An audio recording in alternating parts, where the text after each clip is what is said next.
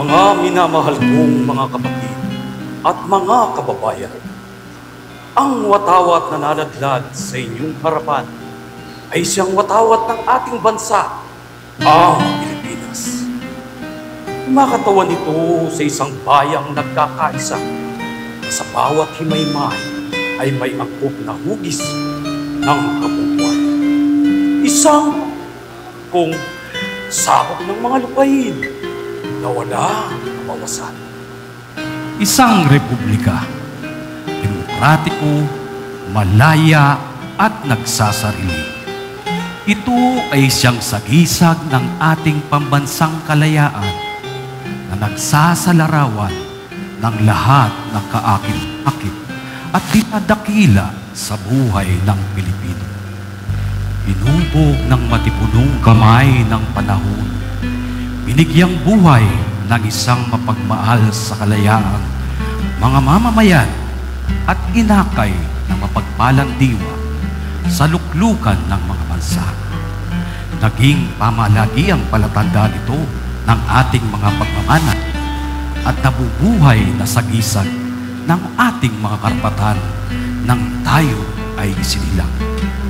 Sa kanyang pangalan, itinala ng kasaysayan ang pagkakatatag at pagkakawakas ng isang bansa. Ang kaluluwa nito'y mabubuhay hanggang sa wakas ng panahon at ang kanyang matatayog na hadhika ay matatapos lamang kapag ang mga bansa at mga lahi ay magmaling ng ganap.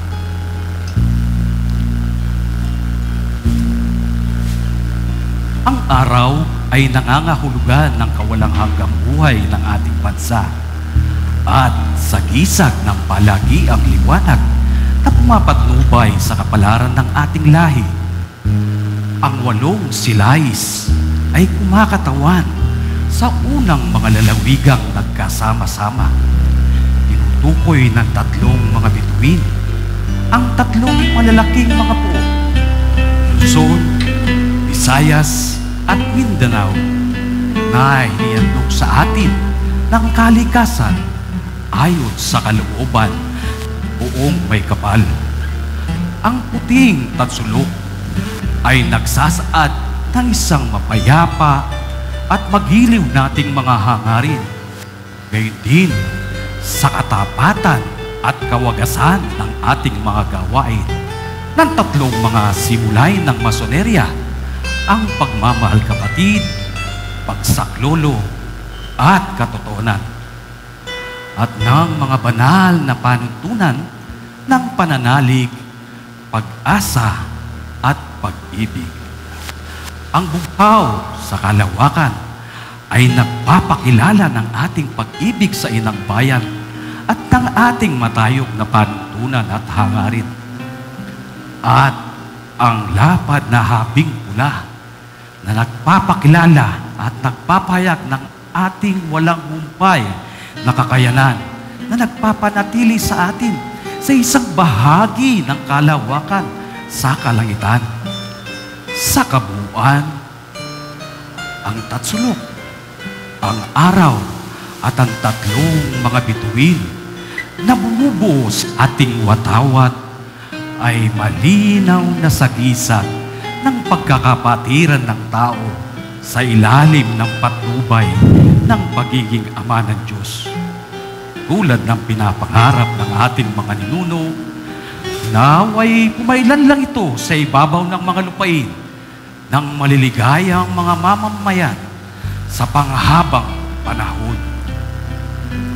Hayun ang ating watawat, umawagayway, isang sagisag ng pambihirang ganda at makabayang kahulugan, ang palagi ang ulirang pananglaw ng ating mga mamayan sa isang mapayapa, nagsasarili at malayang pamumuhay.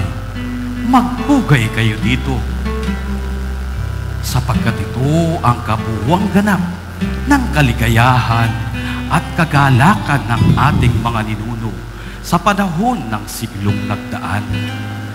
Hagkan ninyo ito sapagkat Ito ang watawat ng ating mga magigiting na anak, ng ating sina Sulaiman at Maria Clara. Damhin ninyo ito sa inyong mga dibdib, sapagkat ito ang banal na watawat na minumutya ng ating Pilipinas. Ingatan ninyo ito sa inyong mga puso, sapagkat ito ang palatandaan ng ating mga kapatid na nagbuwis ng kanilang buhay alang-alang sa ating bayan.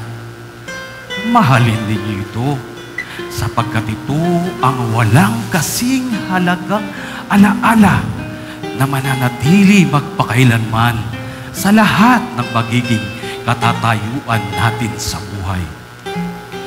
Igalang ninyo ito ng lubusan, sapagkat ito ang nabubuhay na katauhan ng diwa ng lupang ating sinilangan. Pintuhin ninyo ito, sapagkat ito ang banal na tibabal na siyang pinantakip sa duguan at luray-lutuan ng ating mga kawal na nangamatay.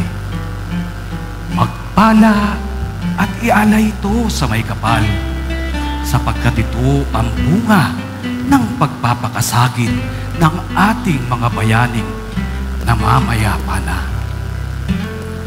At magtiwala sa makapangyarihang Diyos at sa makataong katarungan, upang ito ay mapamalagiang sa inyo, sa inyong mga anak, at iaanak pa ng inyong mga anak.